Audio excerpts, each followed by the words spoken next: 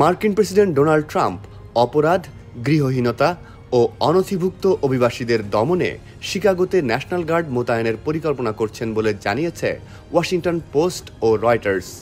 এই উদ্যোগটিকে যুক্তরাষ্ট্রের স্থানীয় প্রশাসনের উপর কেন্দ্রীয় হস্তক্ষেপের একটি বড় উদাহরণ হিসেবে দেখা হচ্ছে।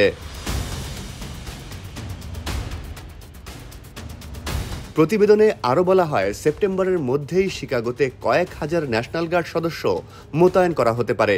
যদিও সক্রিয় মেরিন সেনা মোতায়েনের বিষয়েও আলোচনা হয়েছে, তা এখনই বাস্তবায়নের সম্ভাবনা কম।